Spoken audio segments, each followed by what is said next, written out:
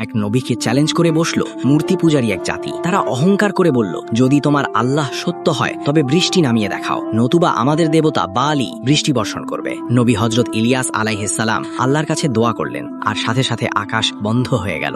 দীর্ঘ 3.5 বছর এক ফোঁটা বৃষ্টিও পড়ল না। খরায় পুরো দেশ হাহাকার করতে লাগলো। তখন হযরত ইলিয়াস আলাইহিস সালাম তাদের ডাকলেন কার্মেল পাহাড়ে এক মহাপরীক্ষার জন্য। শর্ত ছিল, তোমাদের 450 জন পূজারী একদিকে আর আমি একা একদিকে। আমরা কুরবানি সাজাবো, কিন্তু আগুন জ্বালাবো না। যার উপাস্য আকাশ থেকে আগুন পাঠিয়ে কুরবানি কবুল করবে তিনিই সত্য মাবুদ। শুরু হলো নাটক। পূজারীরা সকাল থেকে সন্ধে পর্যন্ত চিৎকার করলো, নিজেদের শরীর কেটে রক্ত ঝরালো। কিন্তু হায়, পাথরের মূর্তির কি শোনার ক্ষমতা আছে? কোনো আগুন এলো না। তারা ব্যর্থ ও লজ্জিত হলো। এবার নবীজির পালা। তিনি কুরবানি সাজালেন এবং সেটার উপর বারবার পানি ঢেলে ভিজিয়ে দিলেন। তারপর আকাশের দিকে তাকিয়ে কাঁদলেন, হে রব, আজ সত্য মিথ্যা আলাদা করে দাও। মুহূর্তের মধ্যে আসমান চিরে নেমে এলো এক প্রলয়ঙ্করী আগুন। পানি, কাঠ, পাথর আর কুরবানি সব নিমেষেই ভস্ম হয়ে গেল। উপস্থিত সবাই ভয়ে কাঁপতে কাঁপতে চিৎকার করে উঠল, আল্লাহই সত্য, আল্লাহই এক ও অদ্বিতীয়।